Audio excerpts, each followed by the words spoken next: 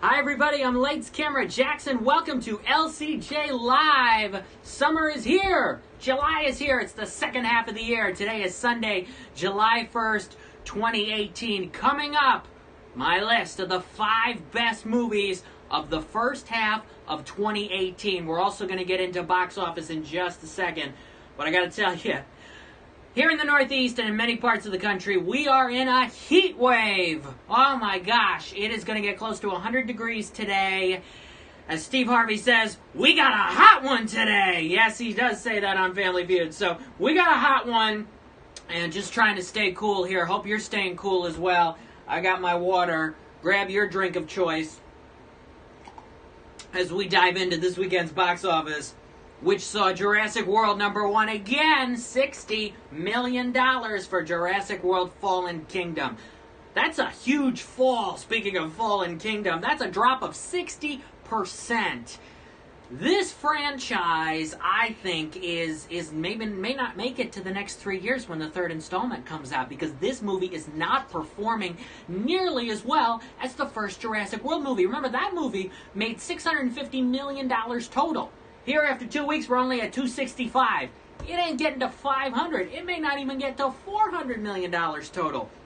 Jurassic World Fallen Kingdom quickly falling. I think 3 years ago, people wanted to see another Jurassic Park movie. So they were really interested in it. But when they realized what this franchise, where it was going and what it was all about, then they said after the first one, I don't really have an interest in the second one. The second one's not as good as the first one. So Jurassic World is #1 again, but it is, Universal should be worried. They should be worried that we have to wait another 3 years for this third and final chapter in this franchise and this big second weekend drop. Incredibles 2, #2, again, $45 million. It's up to $440 million. It has to get to 486 to beat Finding Dory and become the top-grossing Pixar movie of all time. I think it's going to do that.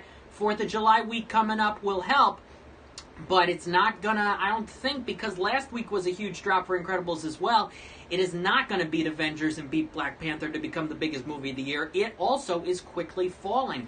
People are doing these one-and-done situations with these movies this summer, especially these two, just seeing it once and then moving on to the next movie that's out. The 2 new big releases this weekend came in 3rd and 4th. Sicario, Day of the Soldado, with $19 million to come in 3rd place. And Uncle Drew, all about basketball, with $15.5 million. Let's give my reviews of these 2 movies.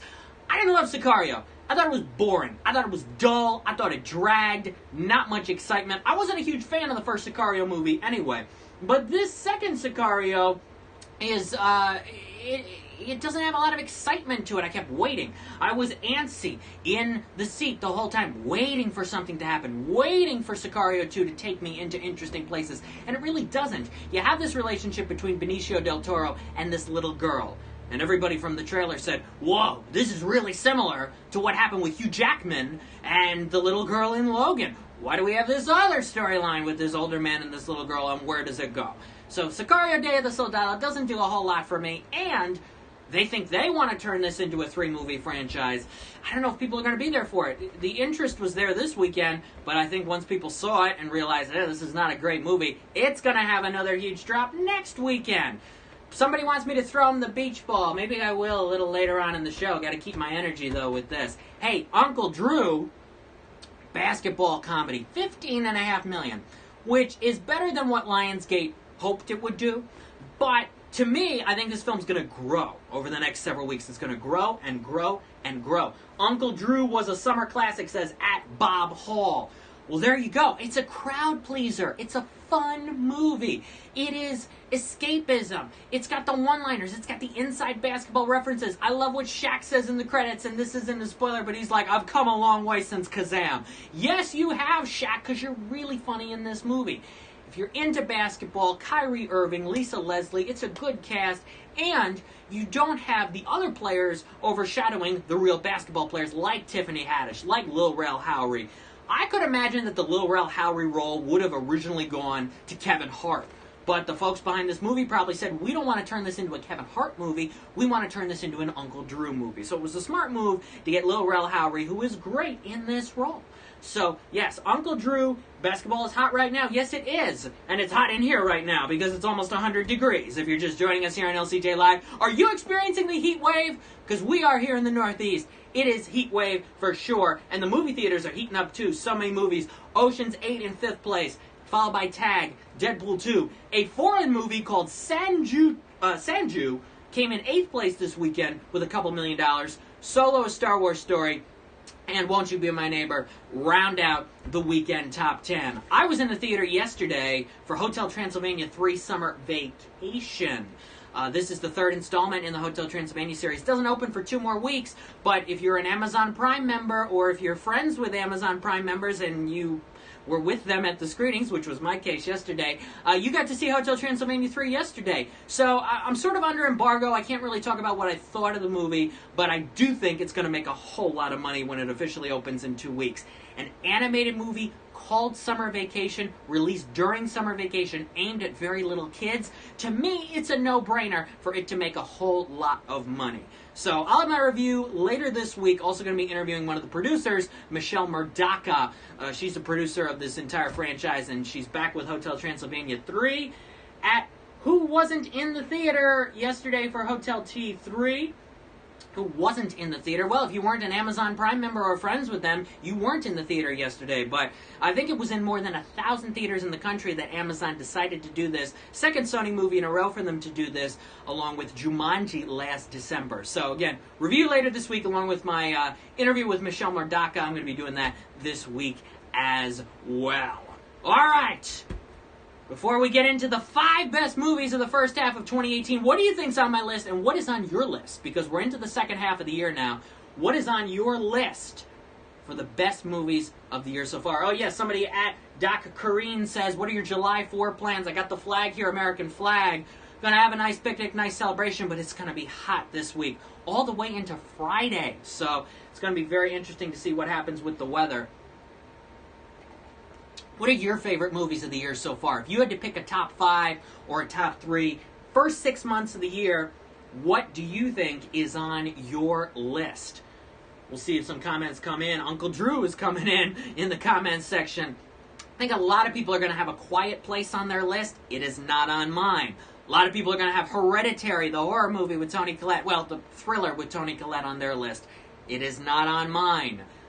Black Panther is not in my top 5. What else is not in my top 5? Won't You Be My Neighbor? I wanted Won't You Be My Neighbor to get in to the list. Hereditary at Annie_2016 says Hereditary's on her list. I wanted Won't You Be My Neighbor to get on this list. Couldn't quite get there. Isle of Dogs, also not on my list. I thought it was a good movie, but in comparison to Fantastic Mr. Fox, which, again, is one of the 3 or 5 best animated movies of this century, it's not as strong. Isle of Dogs does have some legitimate issues. Yes, Tag is definitely not on my list. I would say Tag is the worst movie of the first 6 months of the year. Worse than Deadpool 2, worse than some other bad movies. Tag would be my least favorite film that I sat through painfully over the last 6 months of the year. Incredibles 2 gotta be on the list. We're about to find out. The Rider is not on my list. I actually didn't get to see The Rider yet. There's a couple movies I still got to catch up on that are not on this list. First Reformed, I still have to catch up on that. And Hearts Beat Loud. But I think I'm going to see both of those in the next couple days. So maybe that. Why am I holding a beach ball? Because it's summertime, man. It's summertime. And Tag wasn't so bad. Really? Tag was bad. Tag was bad. All right. Are we ready for the list? Let's get to the list. I'll put the beach ball down for a minute. Here we go with the list of the best movies of 2018 so far. Now, I do have to make 2 special mentions. 2 very good movies, but they can't get onto this list for specific reasons. Number 1 is 8th Grade. 8th Grade is a fantastic film. However, it does not open until July 13th in limited release. So even though I saw it last month and I really liked it, it technically cannot get onto my first half of 2018 list, but it is one of the best movies of the year, and you absolutely need to see it. And tomorrow, at lights-camera-jackson.com, in the podcast section, is my new LCJ Q&A with the terrific star of this movie, Elsie Fisher. She plays Kayla. This is a star-making role for her. You can listen to that tomorrow at lights-camera-jackson.com. The second movie excellent film from the first half of the year, but it technically cannot make this list because it is a made-for-TV movie, and that is Paterno. To me, Paterno may be my second favorite movie overall this year. I was enthralled from start to finish. Al Pacino is amazing as former Penn State coach Joe Paterno. The entire cast is great. The parallel stories are excellent. This is a dynamite movie. I hope it gets a bunch of Emmy nominations. The Emmy nominations come out on July 12. This is an HBO movie, so technically not eligible for theatrical release or Oscar consideration at the end of the year, things like that. So technically it cannot make my list, but I love Paterno. If you have not watched Paterno yet and you have HBO go right now and please watch Paterno because it is an excellent film. I hope Pacino gets an Emmy nomination.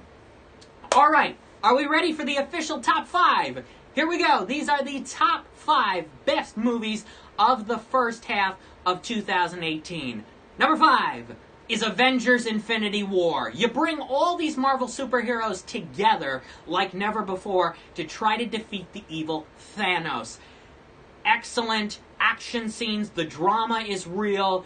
Didn't love some of the humor, but everybody works together. It is a very balanced movie. Even with so many superheroes together, I felt like it was very balanced. And people were stunned at the screening I attended of some of the stuff that went on in this movie. Avengers Infinity War will have you on the edge of your seat now for the next year to see what Marvel is going to do.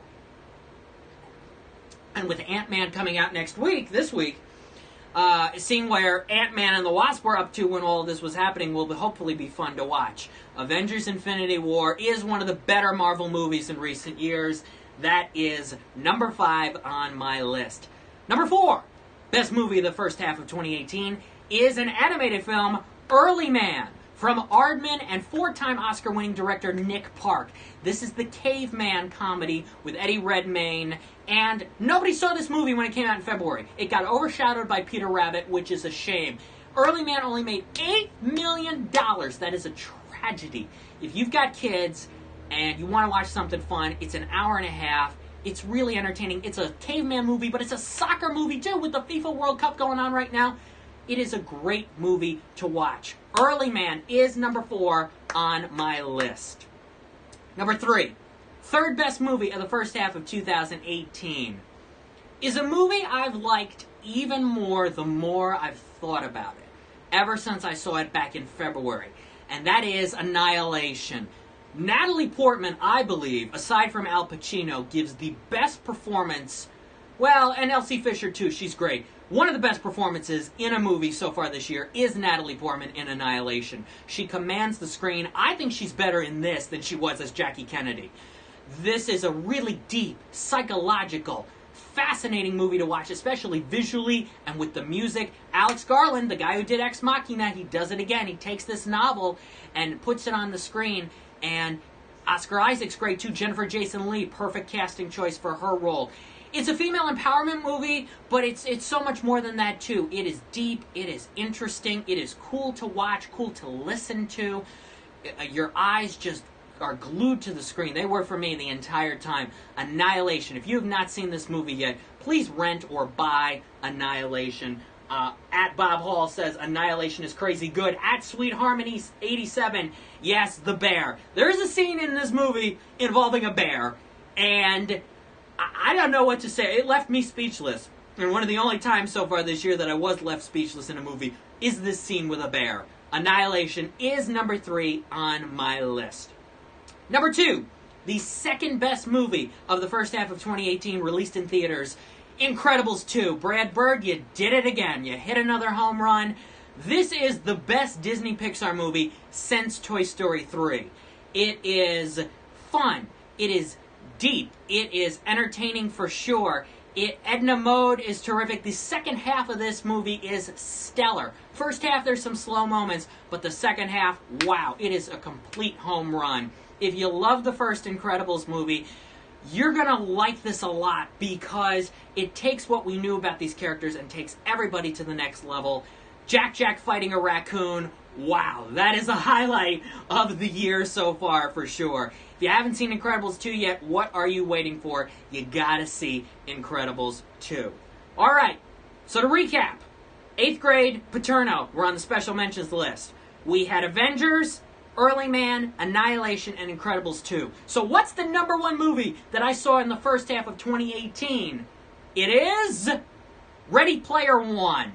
This is the most freeing experience I've had at a movie theater in a long time. I wanted to get out of the chair. I wanted to yell. I wanted to cheer at these characters. You're rooting for everybody the whole time. Mark Rylance is sensational. There's a late scene involving Mark Rylance that is very emotionally effective. Steven Spielberg, you made this and The Post simultaneously.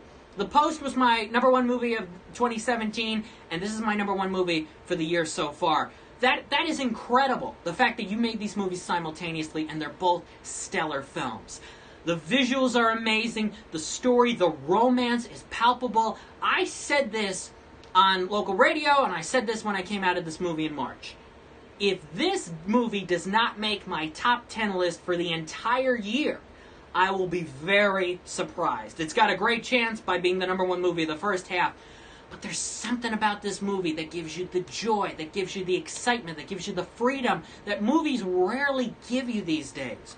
Ready Player One is a technical and story achievement. It is a crowning achievement for Steven Spielberg. He has not slowed down one iota. If you haven't seen Ready Player One yet, please rent it or buy it. It's on digital Tuesday, I think. So if you got to rent something this week for Independence Day, rent Ready Player One. It is the number one movie of the first half of 2018, and we'll see where it ends up on my list for the entire year 6 months from now. Wow. We are 6 months into the year. Can you believe it? 6 months to go, and we're going to take them all one movie and 1 week at a time.